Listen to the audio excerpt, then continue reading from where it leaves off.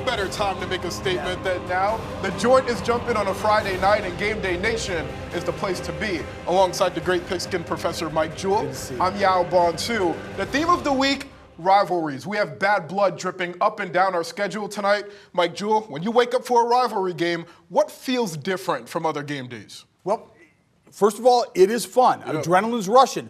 Our game of the week is Anthony Wayne in Perrysburg. And Jules Gems, you called it a game that you look forward to every year. What is it about the bad blood between the Generals and Yellow Jackets that make for primetime television every year? Yeah, hey, bad blood in a competitive aspect. Yes, absolutely, no doubt about it.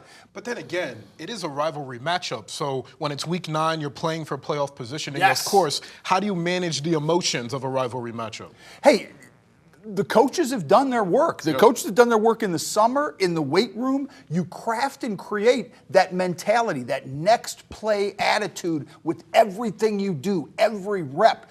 I didn't mean to giggle there, by the way, but it was good. It was good for what you said. They're good at it. Anthony Wayne in Perrysburg. That's hype enough for Gameday Nation, but we have 5 other games tonight on Gameday Nation. For Perrysburg, a little birdie told me that Brady Maxwell is the best quarterback in the area, 3rd in the NLL in passing yards, 4th in rushing yards. And Jules Gems, you called him the type of quarterback that can pound the line of scrimmage like a 1990s tailback in the power I. When you watch Maxwell play, who does he remind you of? Hey, that's the evolution of the game. And I tell you what, when he's throwing the football around, he can sling it like any quarterback on earth, but he runs high. And when you attack the line of scrimmage with guys that run high, you get that old tailback look. So who am I thinking? UT fans, I mean no disrespect, but we all remember Eddie George back in the day. Anthony Wayne already taking 2 timeouts in the first quarter alone. No score in our game of the week between Anthony Wayne and Perrysburg. You're watching Gameday Nation, presented by Renewal by Anderson. A better way to a better window. We'll be right back. Hard to believe that Brady Maxwell is 4th in the NLL in rushing yards, but that's why right there. Perrysburg up 14-3 over Anthony Wayne in our game of the week. The Yellow Jackets are stinging, and we are too on Gameday Nation, presented by Renewal by Anderson. A better way to a better window. We'll be right back. Eli Donowa, 2 interceptions in the first half as Anthony Wayne trails Perrysburg 14-3 at the break in our game of the week. You're watching Gameday Nation, presented by Renewal by Anderson. A better way to a better window. We're talking more ball after the break. Short and sweet. I like it. Thank you, Maddie Klein. You're watching Gameday Nation, presented by Renewal by Anderson. A better way to a better window. We'll be right back. Yes, sir. In our game of the week, Perrysburg leading Anthony Wayne 14-3 at halftime. Our halftime report presented by Citizens National Bank. And the Yellow Jackets cashing in early. 2 touchdowns by Brady Maxwell, but he also has 2 interceptions, both to Eli Donowa. The Generals, 11 players out for the season, and you have a third of the team that have been either injured or are injured for the remainder of the season. Nonetheless, the Generals only trail by 11 points, but that's not stopping Perrysburg and that potent rushing attack.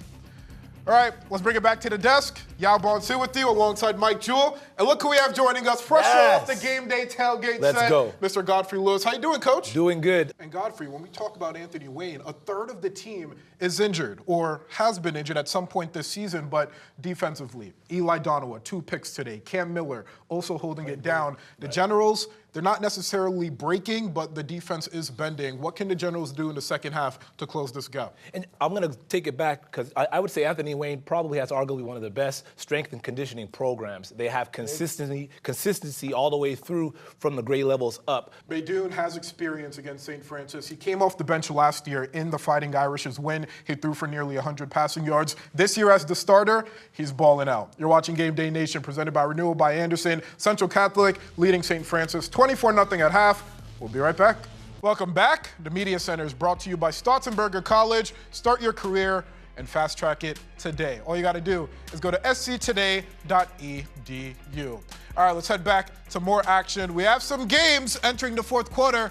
BG, Southview, QB dropping back, and a floater to Mo MacArthur, his 2nd touchdown of the game. Yeah, that's right. The Media Center is brought to you by Stotzenberger College. Fast track your career and apply today at sctoday.edu. I know we're getting lit in studio, but things are also turning up at Perrysburg. The Yellow Jackets have a huge lead over the Generals, and the crowd seems to like it. Isn't that right, Maddie Klein? And you talked about this Perrysburg student section, and the beehive is swarming. I mean, you can't beat this for high school football in the area. I I'm probably screaming into the microphone because I can't even hear myself.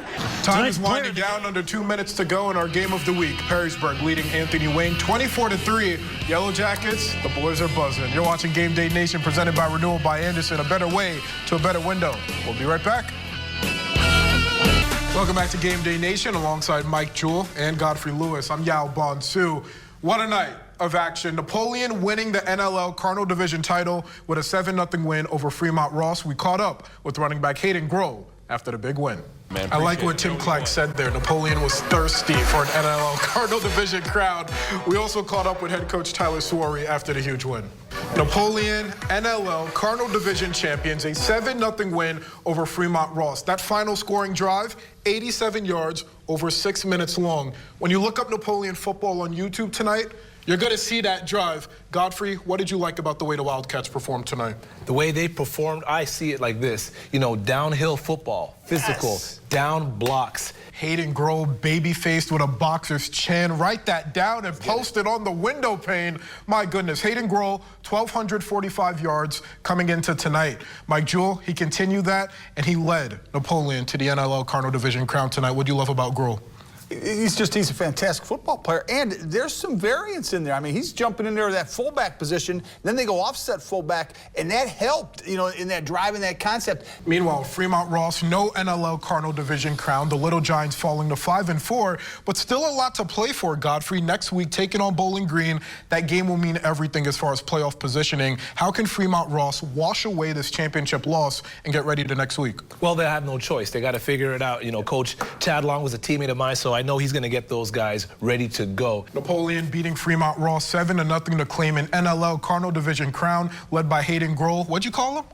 Oh, baby face with a boxer chin. There you go. I didn't want to say it. It's his quote. I love it. You're watching Game Day Nation, presented by Renewal by Anderson, a better way to a better window. We got more ball talk on the other side of the break. Welcome back to Game Day Nation. Another big rivalry matchup. Central Catholic taking care of business. The Irish Knight is staying on Cherry Street. A 40-0 win over St. Francis. 24th consecutive win over the Knights. We caught up with head coach Greg Dempsey after the win. Thank you to newly minted City League Hall of Famer Greg Franke, and of course Greg Dempsey giving us some great sound. There's a lot we can get into, but the bottom line is we know Central Catholic was favored in this game. But Godfrey, you said it was surprising that the Fighting Irish won 40-0. What impressed you most about the way Central Catholic was able to dominate and keep the Irish Knight on Cherry Street? Because they kept it right to business. They didn't get too emotional about it. They were able to figure it out early and get that knockout punch early. And Mike Jewell, you talk about body blows. It seemed like a round one knockout. If anything, Central Catholic came out punching early. Jeremiah Fuller, 2 first-quarter touchdowns. At 4-4, a lot of teams maybe would crumble under the pressure, but not the Fighting Irish. What is it about the culture of Central Catholic that allows it to come out in a game like this and dominate the way it did? Godfrey, you coached under Greg Dempsey. You know the culture in that building. How did that culture show itself tonight? It showed in the play, and obviously, and then also you look at the way they were able to rotate around. One thing that separates a lot of great teams, you know, you have good offense, you got good defense, and maybe good special teams, but how do you transition in and out? That's what I look for teams, and if you look at the Central Catholic Fighting Irish, they are hitting at all cylinders. November 2003, the last time St. Francis beat Central Catholic. Do you remember what you guys were doing in November 2003? It's not a trivia question. I don't know. I'm just curious. Yeah, I was finishing my college season at Bowling Green, so I was licking my wounds and getting ready to graduate. All right, Joe, you remember what you were doing? No, I'm good. I'm all right. Yeah, I was probably stinking up some diapers, but that's besides the point. You're watching Game Day Nation, presented by Renewal by Anderson, a better way to a better window. We're talking more ball after the break. Yaw, what you got? Man, that was beautiful. My favorite quote of the week from Mike Jewell is that Brady Maxwell can pound a line of scrimmage like a 1990s tailback in the Power I. Beautiful breakdown, guys. But you know who also had a huge night on the ground for Perrysburg? Liam Nowakowski. He was one of those leaders in that 24-3 win over the Generals tonight in our game of the week. Our very own Matty Klein caught up with Nowakowski after the game. That was fantastic. Liam Nowakowski, a touchdown tonight for Perrysburg to lead the Yellow Jackets to a 24-3 win over the Generals. Godfrey, you know Nowakowski very well. You called him the Peach Kid, but there's nothing soft about that man. What is it about his skill set that allows this Perrysburg offense to be so dominant, especially tonight against its biggest rival? See, when you look at his body type, you know, it's lower in stature, so you have lower center of gravity. So that means if you hit a target, you got to hit it flush. And when you get those strong legs moving, this makes it even harder to tackle a running back like that. And when you get down low, linebackers got to try to find you and hide you. But okay, he was able to make those plays work, and then the physicality at the blocking, that is huge. And it's one thing to have a player like Liam Nowakowski. It's another thing to have him paired with a quarterback like Brady Maxwell. Mike Jewell, it's almost unstoppable the way these two are able to kind of complement each other in Perrysburg's running game. Yeah, they get after it, Yaw, and they seem to have a lot of fun doing it. It's crazy. A few weeks ago, we were talking about Perrysburg as a team that hadn't played anybody. Opponents had a combined record of 5-21. Then the Yellow Jackets beat Findlay, and now the Yellow Jackets beat Anthony Wayne tonight. Godfrey, what did Perrysburg prove tonight? They were able to show that they are physical, but they were able to scheme smart and not fancy. You know, you don't want to be pretty, but you got to get it done, and it's a beautiful thing when you put it all together. So, meanwhile, it wasn't on our air tonight, but Whitmer is leading Clay, which means if Whitmer holds on, next week we have 8-1 Perrysburg taking on 8-1 Whitmer, two big-time Division I teams, and it comes in the final week of the regular season. Can't wait for that, and it'll be on Gameday Nation next week. You're watching GDN, presented by Renewal by Anderson, a better way to a better window. We'll be right back. All right, you know, for some reason, I thought that we were going to go straight to Brandon. I was going to be sad because I like tossing to him. So here we go. Brandon Cards back in studio with us after an amazing student section. I'm not leaving. How are you, sir? Mason Hanschel. Now, that's an easy answer now because we're seeing the way he's performing with Pitt, and the moment is never too big for him. The ACC is a tough conference to play in, and it can be anybody's game. Clemson's fallen off. You have Georgia Tech that can possibly go undefeated heading into the matchup with Georgia. If you were to put Mason Hanschel, with all the expectations on him, with the way he performs under bright lights on this Clay team, we might be having some scary conversations about the Eagles and their ability to hang with an Anthony Wayne, a Perrysburg, or a Whitmer. I was going to say Preston Frizzell as well, because Notre Dame loves to play a lot of 11 personnel, one running back, 100%. One tight end. So when you have a guy like Preston Frizzell, he can be your one tight end there, a lot of shotgun, and as Mike Jewell said, you can split him out wide, you can even put him in the backfield. He's very flexible in the way he plays. You can put him at a lot of different spots,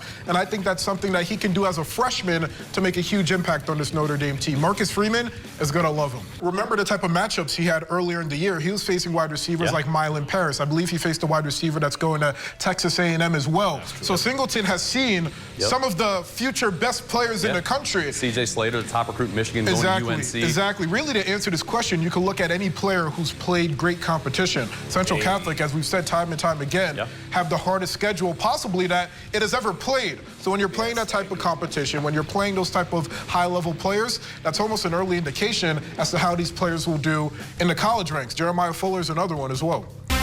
Tonight, our top recruit is Liberty Center's Kellen Weimer. Here's our Justin Feldkamp. Huge 56-0 win over Wauseon to remain undefeated and on top in Division 5, Region 18. And by the way, Kellen Weimer is going to be at the Notre Dame USC game tomorrow. Huge. Can you imagine him and Preston Frizzell on the same team? Yeah, that usually works. You know, when you go into recruiting, you want to hit the top recruits in that area. And what way to set the tone is to not get the top receiver in the area and then get the arguably best lineman in the area. To the left of me, we got a former lineman. So I know once we put Kellen Weimer up on the screen, you're smiling, cheering for joy. What is it about Weimer's game that kind of reminds you of what you were like as a lineman back in the day? Absolutely nothing. I am not familiar with the game that he plays. But the one thing that all offensive linemen love to believe in, and I think Weimer's really got it, is athleticism. You know, that's the difference. Size, the concept that I was told as a young kid growing up in Pawnee, hey, you're gonna be great. They lied to me. Size is not everything. It's wild, especially in this day and age. It's very hard to be an undefeated team, let alone a top team in a region, especially in this 12-team format. So when you think about the fabric, Godfrey, of great teams that go into the postseason season undefeated. How does Kellen Weimer and Liberty Center fit the bill in that case? Well, obviously, because he dominates the line of scrimmage, and that's where you win. The only way you can make it deep into the playoffs, when you get into week 12, 13, 14, it comes down to the line of scrimmage and owning it. It gets a little colder, and the skinny guys start to get a little slower. It's hard to believe that next week will be the end of the regular season. Wow. Teams try to punch their tickets to the postseason, and more so, try to get one of the top 4 seeds in their respective divisions, and of course, getting that home bye. Mike Jewell, what is the DNA of a team that plays into Thanksgiving week?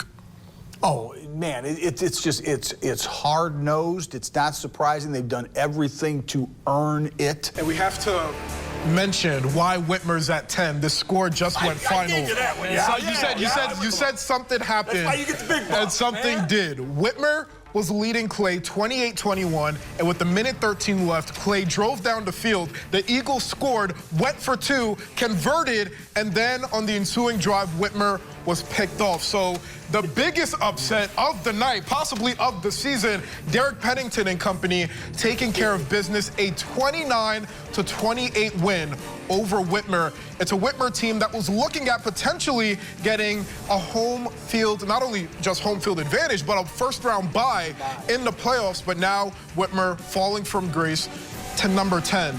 That is just, I mean, when we heard the score, we were all shocked. But Godfrey, your reaction to just Clay upsetting Whitmer?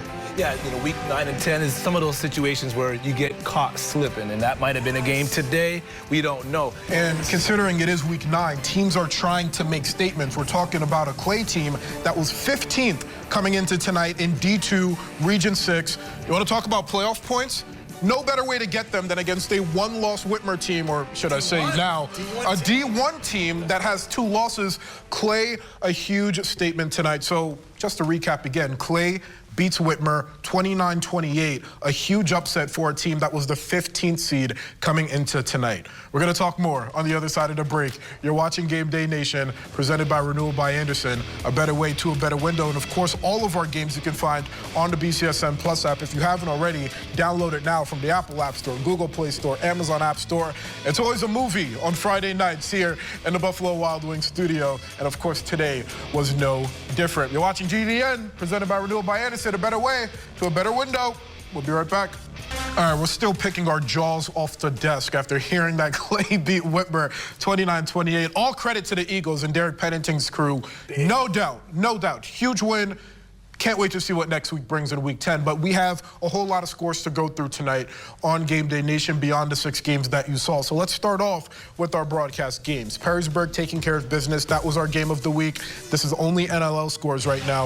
You have Findlay beating Northview 42-7. Napoleon squeaking out an NLL Cardinal Division title with a 7-0 win over Fremont Ross. Clay, as we mentioned, 1-point win over Whitmer. Wow. Springfield over Woodward, 45-0, and Southview picking up its first win since week 1 with a 22-7 win over Bowling Green. All right, Godfrey, thing you're looking forward to most in week 10? Looking for guys to finish strong. You know, that's easy to say, but until you see it, you got to believe it. I'm looking for those teams right now that are going to put it all to the side and put it all into pride right now. Right, Jewel? Great storylines all season long. Always happens. Week 10, it'll come down to those great moments, and we'll see what we get. Fantastic. Can't wait. Perrysburg and Whitmer highlighting our list of games next week. Mike Jewell, Godfrey Lewis sticking around for Gameday Nation Overtime, hosted by Mark Koontz. We'll see you guys next week.